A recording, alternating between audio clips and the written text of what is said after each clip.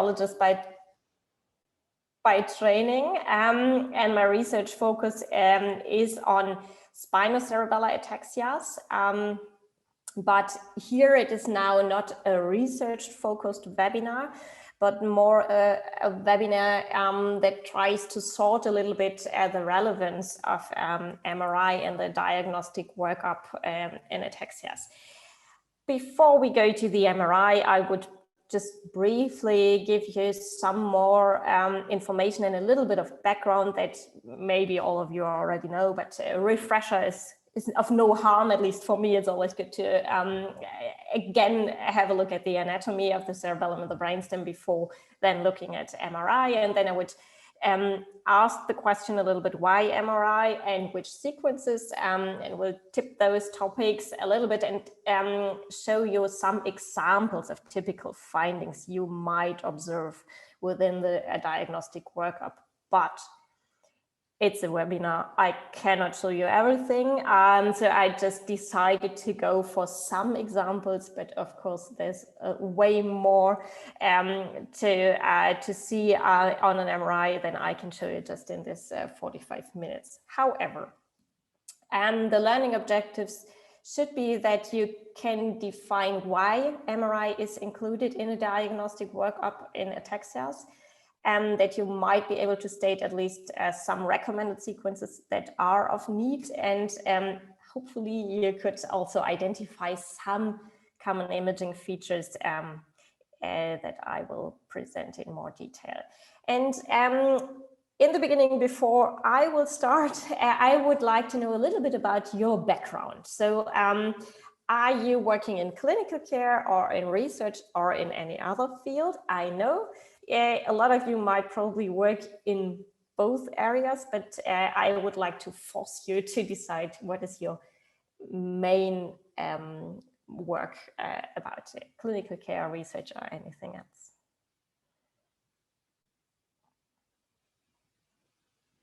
Mm-hmm. 70% have already voted. Just few seconds more and then I will show the results. Okay, here are they. Okay, here we go. So 76% are primarily working in clinical care, and maybe some of you in addition also work in research, and about 20% are working in research primarily, and 4% are not sorted to each of these. So you are perfectly right. If you're in clinical care, this webinar of course makes sense for you. Then my next slide is about something you all are aware of. So the clinical assessment of ataxia severity is something that you are usually doing in your daily work. And this is the most important thing, because as long as you don't diagnose ataxia, you don't have to question, do I need an MRI? Do I need anything else? So the first step towards diagnosis is at first describing the symptom. So the symptom of ataxia and everything that belongs to it. But then you should add to your clinical examination and maybe other neurological symptoms you have identified two things, MRI and blood sampling. And in this webinar, of course, I will not tell you something about the blood sampling that you should do. I will just focus on the MRI, but I just wanted to state that both is necessary for a complete workup in the ataxias. And my next question would then be, when you think about your clinical work, how often is MRI part of your diagnostic workup in a clinical setting? Please vote.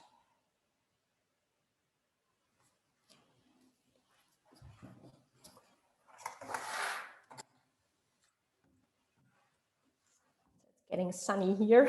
I need to go into the shadow. Okay, and here are the results.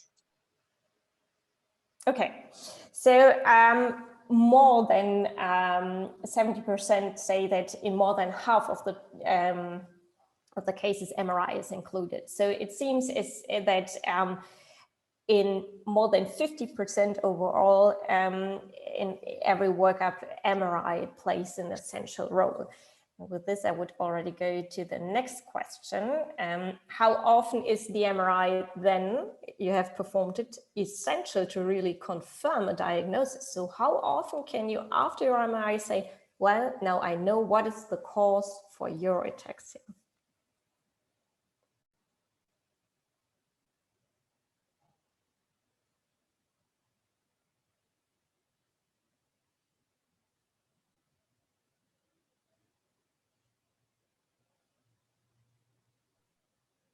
Interesting. There are a few seconds more to respond. You can already see it. Yes. I'm so curious.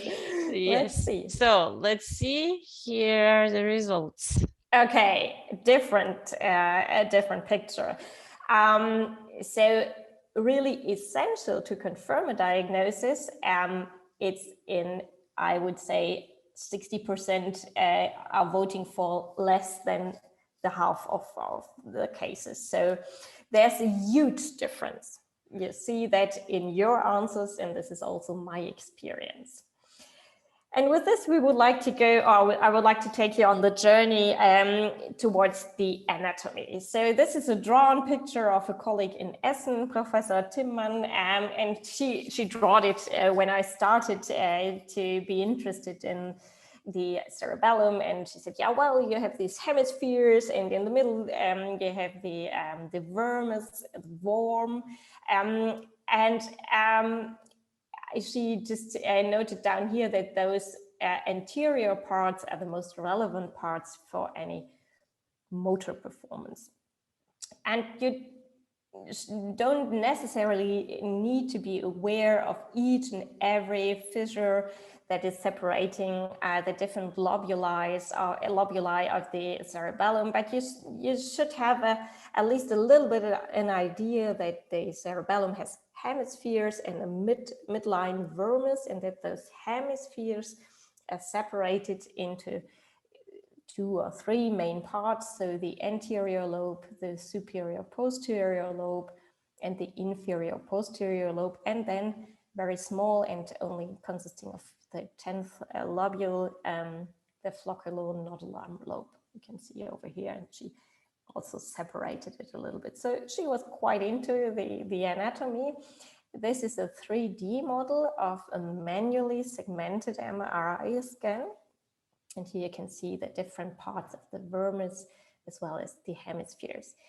And what she color-coded here is the most important motor areas are in the anterior lobe, but also the vermis and the inferior posterior lobe are essential for motor performance. But this middle portion is very relevant for cognitive and emotional adaptive control. So the cerebellum is not a purely motor related part of the brain, just to mention it over here.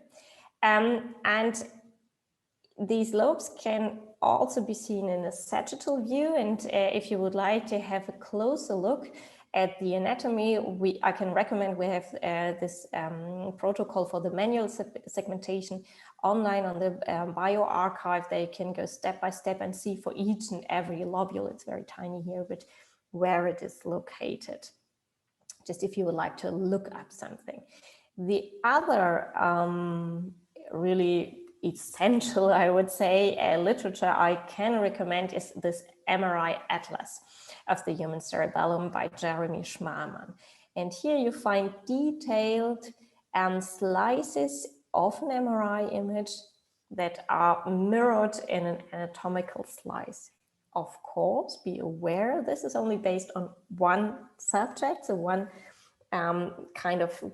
one pair of anatomical and MR slices, and there is some variability in the cerebellum. So if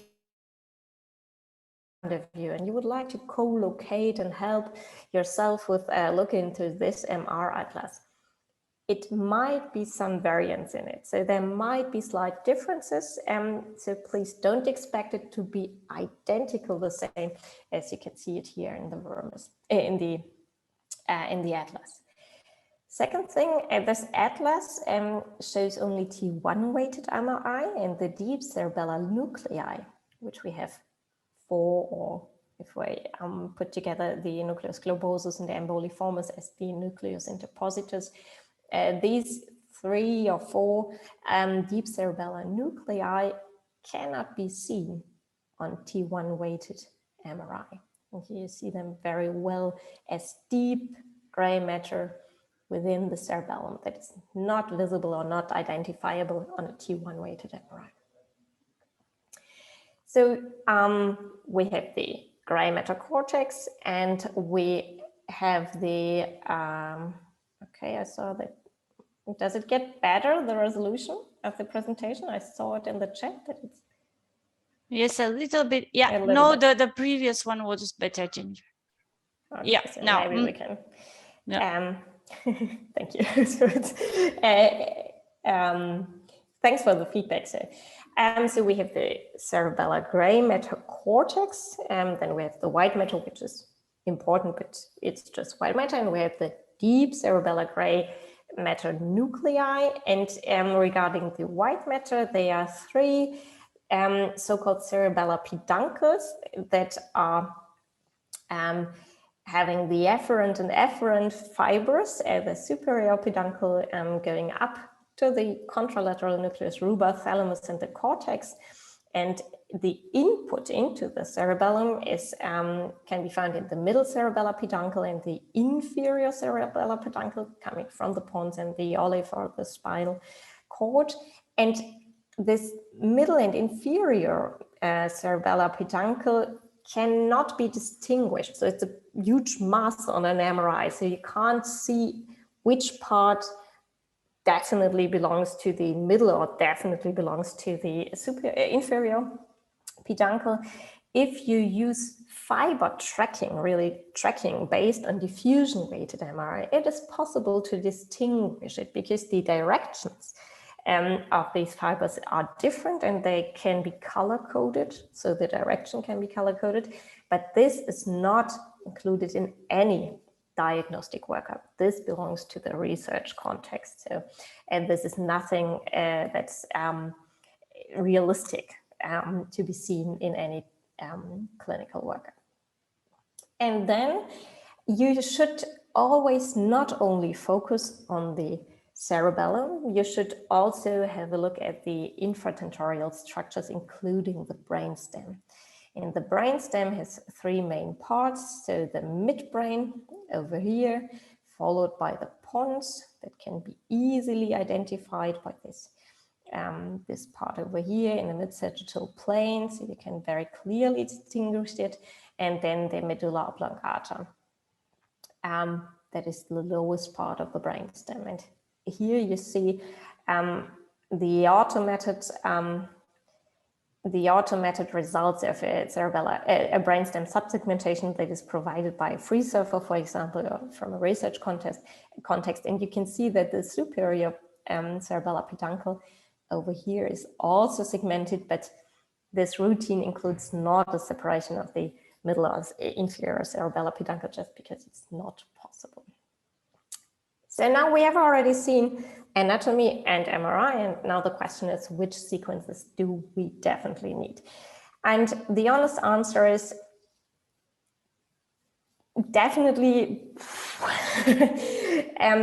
big question. I would say you definitely need one T1 weighted MRI because you want to know something about the level of atrophy in the cerebellum and in the brainstem and also in the cerebrum. So you want to quantify the atrophy and you want to quantify if there is something else that could explain the symptoms. And if you are searching for something else that explains the symptoms, you need definitely to include at least T2 weighted MRI.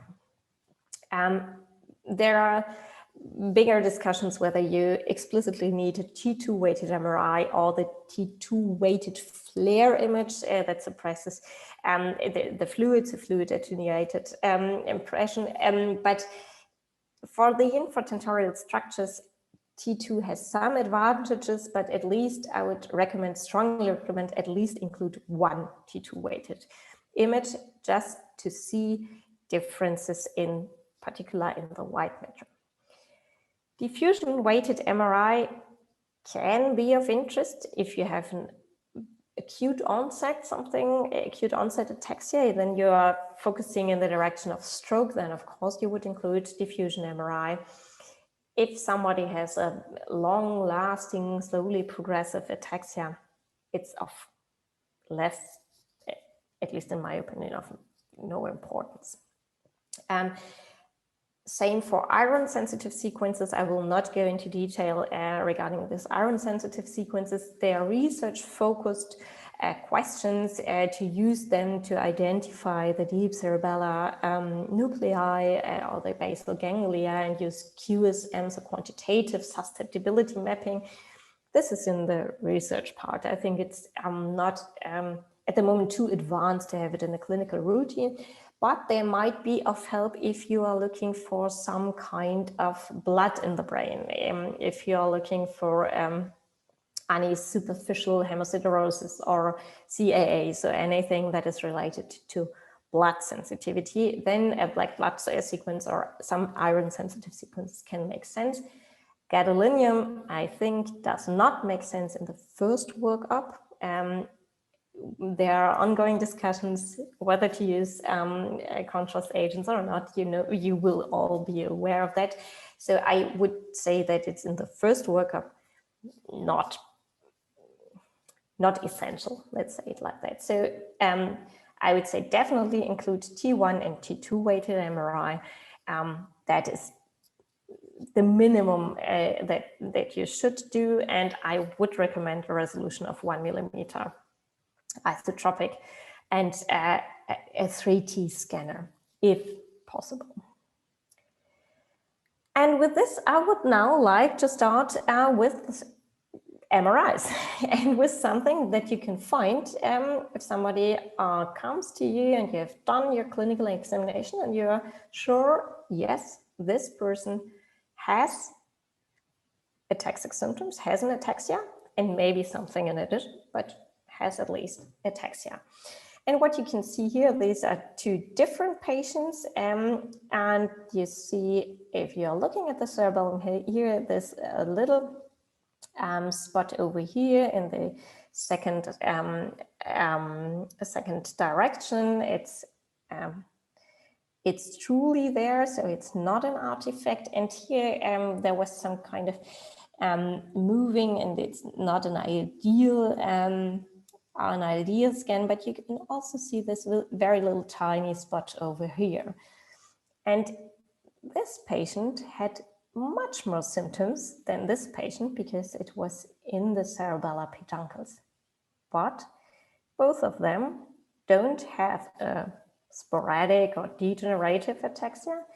They have MS lesions, so multiple sclerosis lesions. And in this case, it was really the first symptom diagnosis of multiple sclerosis. There are different diagnostic criteria for multiple sclerosis, and this subject had in addition other lesions, so they were fulfilled. And here you can already spot and see that there are other lesions, and this subject was already diagnosed but had now a new symptom with reduced fine motor skills and some instability, which we were not quite sure if it's only due to this cerebellar lesion or the increase in spasticity. So next question, what do you see here? Have a closer look. This is not related to a question in the audience, but just have a look, and you can see over here this little tiny spot in the gray matter, not located in the white matter. This was a cerebellar stroke. And we have multiple different subjects showing cerebellar lesions. This was due to vertebral dissection. This was just subjects with a lot of problems, elevated blood pressure and high lipids in the blood. But all of them had an acute onset of symptoms. So all of them started from now to the next second with ataxia. So this is, of course, always a red flag, not searching for some rare diseases that could cause the symptoms. Something that starts from 1 second to the other and is very acute, should always go into the diagnostic workup for stroke, even though it's an ataxia, of course. And here, just an example, this is a post-operative picture of a patient I had this morning. So she came with their images just after the resection of a hemangioblastoma, graded as 1 after histologic examination. And her first symptoms before she was had this neurosurgical intervention were imbalance, gait disturbances over some months, and it worsens, and she did a lot of sports, wasn't able to do it. So there was kind of a long story until she got the right diagnostic, because in addition to her gait imbalance and so on, she had lower back pain, and everybody always thought, okay, she's already old, so it might be related to this lower back pain, but without any stenosis or something like that. So again, if anything like imbalance and coordination deficits, that's also something she mentioned, comes together, have a look at the cerebellum, have a look at the MRI. So I showed some cases where the MRI, the diagnostic MRI, really is able to identify the cause of the disease. This could be stroke, multiple sclerosis. This could also be Chiari malformation, superficial siderosis. This could be a tumor. And all these cases exist. So it is necessary to include MRI in the diagnostic workup, but I agree with you, it's only a minor part of cases where MRI is finally the solution and tells us something about the cause of the symptoms. And again, if somebody comes with a now acute ataxia onset from 1 second to the next, of course, we are not thinking about the challenging diagnostic workup in any sporadic versus hereditary ataxia. Then we are all thinking about stroke, whether ischemic or hemorrhagic. But for the multiple sclerosis and also for some tumors, it can be quite comparable to a presentation of somebody suffering from a hereditary ataxia. So you should always include it, again, in combination with your anamnestic workup, and in addition to the blood sampling, you should definitely include MRI and an MRI after symptom onset, which is also relevant in your diagnostic workup. And we have some cases where colleagues said, yeah, well, she has this migraine and she had an MRI just 2 years ago. What should have been there in the meantime? There are a lot of things that can be in the meantime. So after symptom onset, you need a new MRI just to be sure to exclude any acquired causes. So anything that could or can explain the ataxia itself. But again, it's not in our focus, and it's a minority of cases where we are then identifying something that is explanatory for the ataxia. Okay, and with this, I would like to come to some other forms that are not acquired causes of ataxia and start with the multiple system atrophy. So you all know, of course, if you are talking about multiple system atrophy, that you have to have a look at the brainstem and see whether you can identify a hot cross-band sign. This is the one thing we are all focusing on. And this is due to an atrophy of these fibers I just showed you, resulting in this sign that a little bit looks like those buns. Again, if you have somebody with an ataxia in the older age, and you might have already excluded some genetic causes, and you're looking at the MRI, this is of importance to include not only the cerebellum, but also the brainstem. But there are also other imaging features, I would say, that you need to have a look at. And one feature are the hyperintensities of the middle cerebellar peduncles. They occur also in healthy subjects, so they are not pathognomonic for MSA. They can also occur in other diseases, of course, but if you have a combination of hot cross-bun hyperintensities in the cerebellar peduncles, the probability increases. And you should also have a look at the diameter or the width of the middle cerebellar peduncle in the sagittal view. And here the colleagues had a look at which is not only cerebellar MSA, but also Parkinsonian MSA.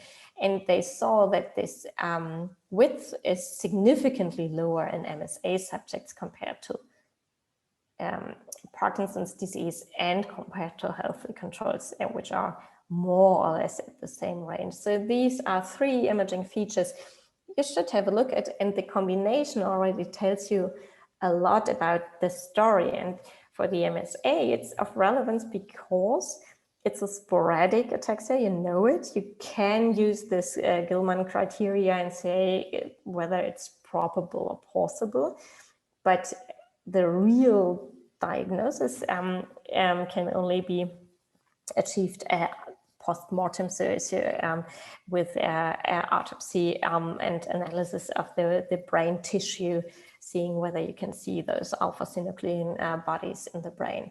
So these imaging features might help you to really use MRI to find the right diagnosis if you are not already fulfilling the Gilman criteria or something like that. So there might be a second hint. Of course, you can argue, but what does it help?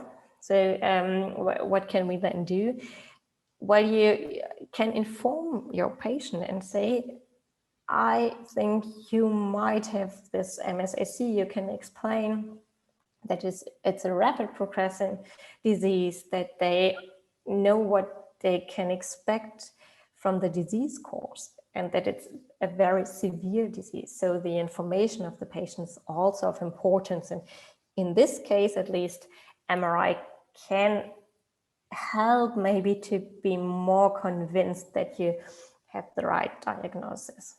But I'm coming to the next question, just because it's such a catchy imaging feature. I would like to ask you, would you say that this is a hot cross-bun sign?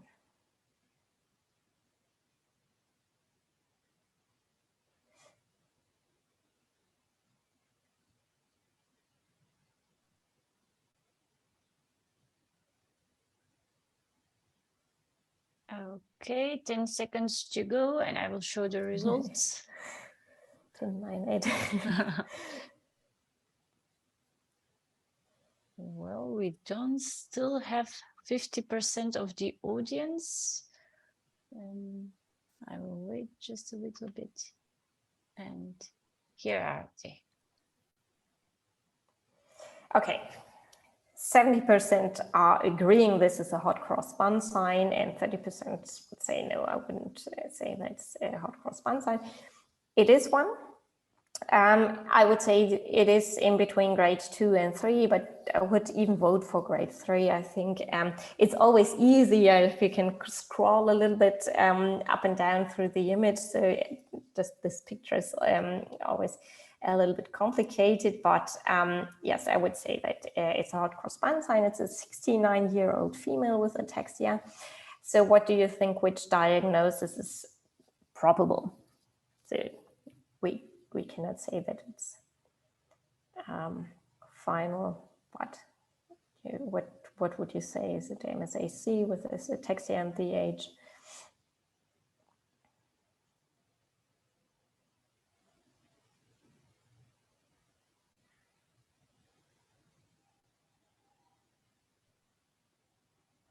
Okay, 60% have already voted, and here are the results. Okay, 90% are convinced. So the combination of the age, of ataxia, and this hot cross bun sign make you very convinced that it's a probable MSAC. And of course, as always in those talks, it's not MSAC, it's a SCAR1 subject with a very, very late age of onset. But you might know that SCA1, so spinocerebellar ataxia type 1, is a fast progressing disease, and it also mainly affects those fibers coming into the cerebellum, like SCAR3. So those signs can occur also in other entities.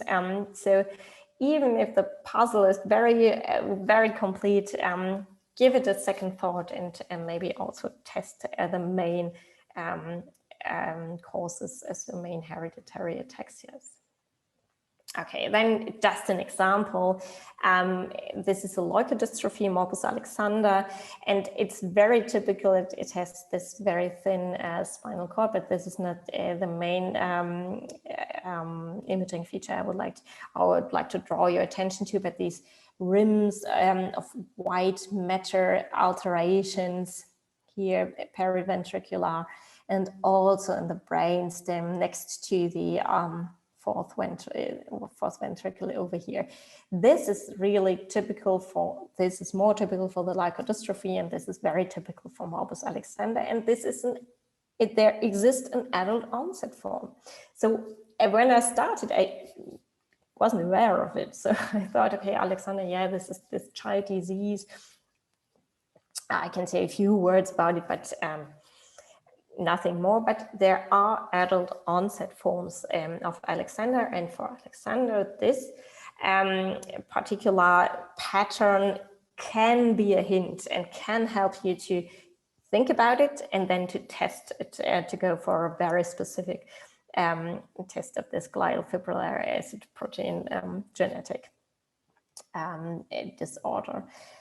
Okay, so here we have 3 images of 3 patients, one with an AOA2, a SCAR6, and SCAR3.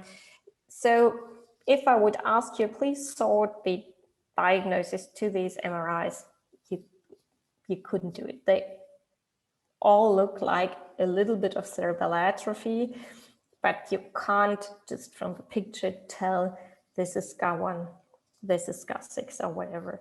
So this is the main message by this slide. It's the diagnoses are sorted like that, but just by the picture, you don't know. There's no clue. So MRI is of help, but it's not of help in this broad range of hereditary attacks in most cases, except for Alexander. And just a picture from our research. Here you can see some spider webs, and the closer you are to the middle, the more normal your cerebellar volume is, and the far away from the middle, the far away you are from the normal distribution of cerebellar volume in healthy controls, because this is something you also need to know, cerebellar volume decreases over age. So if you have the cerebellum of a 67-year-old male, it can have the same atrophy or reduced cerebellar volume like the one of a pre-ataxic subject in SCAR3 or something. So please always keep in mind, it is part of normal aging that cerebellar volume decreases.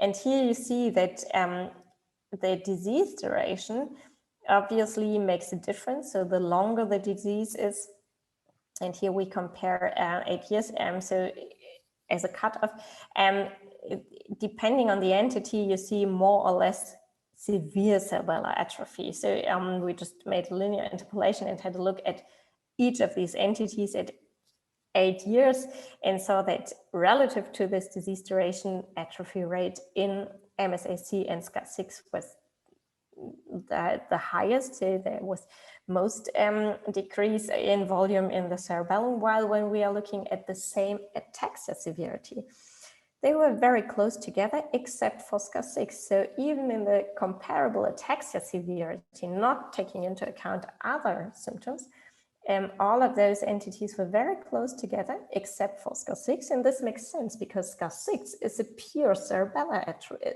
atrophy or pure cerebellar disease. And in all others, you will also have rigidity, spasticity, and what else, which has an impact on ataxia severity. So your gait is less good if you, in addition, have other neurological symptoms. So you're reaching a higher SARA score, even though your cerebellum is relatively less atrophied. But for SCA6, everything comes from the cerebellum, so it makes sense that for those subjects, there's a very close link between cerebellar volume and disease severity. Okay, and then I need to speed a little bit up due to the time. To the next question, please identify the Friedreich's ataxia patients. Single choice. Here you go.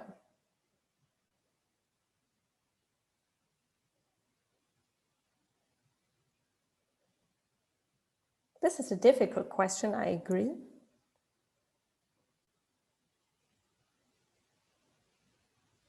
Just trust your gut feeling.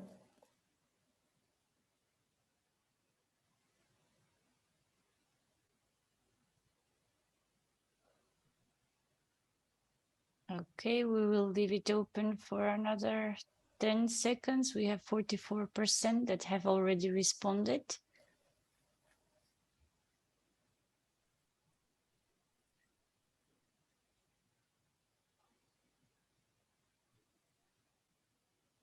Okay, so here are the results. Yeah, 80% voted for subject number B. And this is correct. But I believe you just voted for it because it looks a little bit different. All other heads are, my heads are the ones of my colleagues. So the cerebellum is relatively preserved in Friedreich's ataxia. So if you have somebody of young or middle age with a relative severe ataxia and more or less no atrophy of the cerebellum, Friedreich's ataxia is probable. And you might have seen that it did not include anybody with a lot of upper cervical spinal cord, but this is correct. So with this, I would like to sum up a little bit and to maybe repeat or mention again or more explicitly the key points I would like you to remember. So MRI is essential in the diagnostic workup. You need to do it. It has a high relevance to identify acquired causes, stroke, lesions, tumors, bleeding, whatever. And it has limited relevance for identifying really disease-specific patterns. Remember MSAC, remember maybe Alexander, and there are some other examples, but the relevance is limited in this, this corner that is not related to acquired causes. You should always combine clinical information and imaging information. So are there additional symptoms in addition to ataxia? What about the disease course? Was it very progressive? Was it slowly progressive? Had it an acute onset? Or was it slowly progressing and not so clear when exactly it started? So there's always some point where patients say, well, something changed. Tracking of a confirmed diagnosis provides no additional information. I haven't talked about that before in detail, but just to mention it. So if you have a SCA3 patient, it's not necessary to make annual MRIs. It will not tell you anything, except if you have any changes in clinical presentation. So if there's some kind of a very acute onset of something that you have not expected, do an MRI. Also, SCA3 patients can have tumors. They also can have lesions. It's not more often, but less often, but they can have different diseases, of course, on top on the hereditary disease. So if there is something that you have the impression the progression of the underlying ataxia, just do an MRI, it's no harm. But there's no need to do it regularly. And always not only focus on the cerebellum, but take the brainstem into consideration. And I think the most important points are MRI has a high relevance to identify acquired causes that in some cases have to be treated. You can't treat a stroke, of course, but you can have a look if there's something unusual in the homeostasis or whatever, thrombosis or whatever. But you need to have a surgery for any tumor and so on. And the tracking of confirmed diagnosis provides no additional information except, and keep that always in mind, if there's some unusual change in the clinical presentation. And just for a few seconds, I would like to add something, and in research context. And I just want to very briefly say a few words about MRI in the research context. And just have a look at the disease that is of particular interest exactly right now.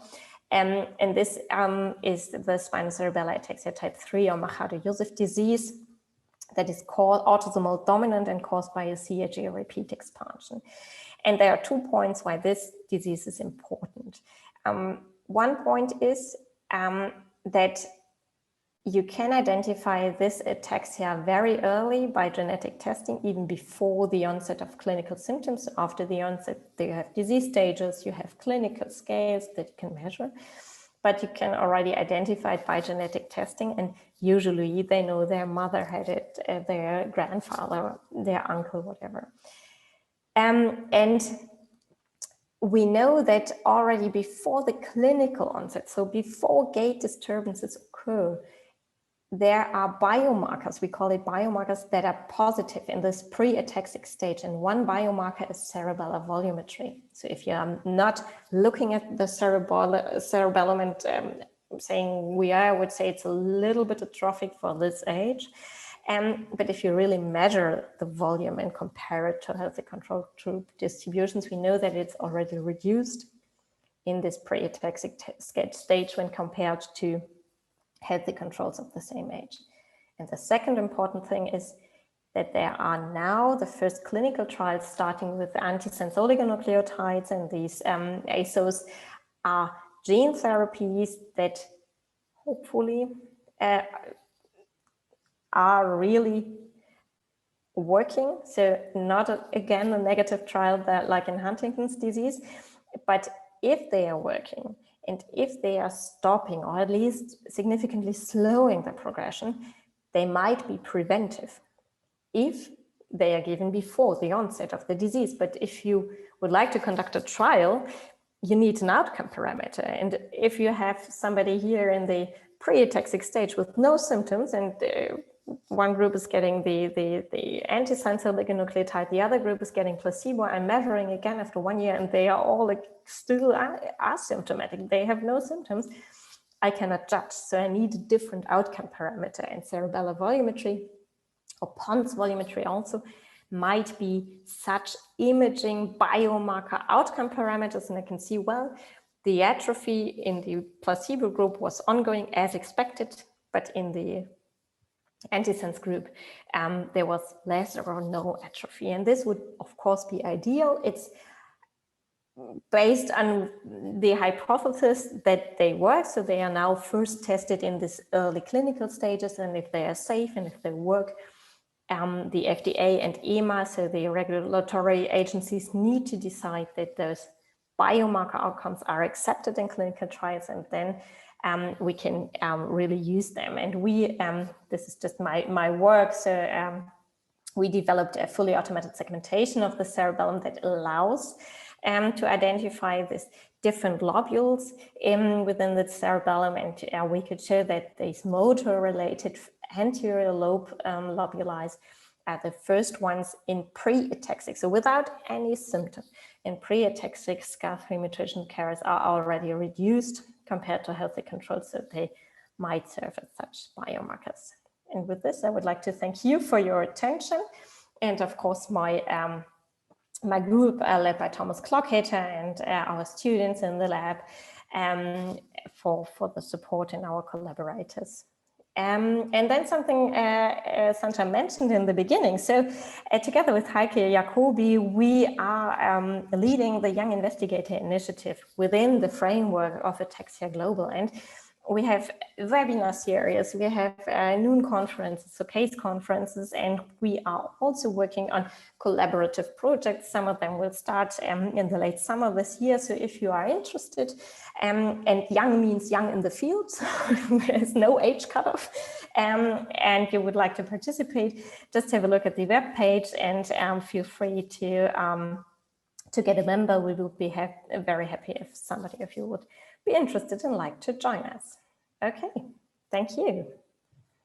Great, thank you, Jennifer. Thank you for this lively presented and interesting webinar. And now we would take up the questions from the audience. You can write questions in the Q&A box and Jennifer would address them. We'll wait. I will try to address them yes, as good as possible. Or if there are no questions, maybe you are all sleeping right now, or you are convinced and everything has been answered. So that's of course also a positive sign, yeah. Hopefully. And in the meantime, I can announce the next webinar, which is in next week. So next Tuesday, same time, same place, and it would be on young onset Parkinson's disease. So if you are interested, you can sign up.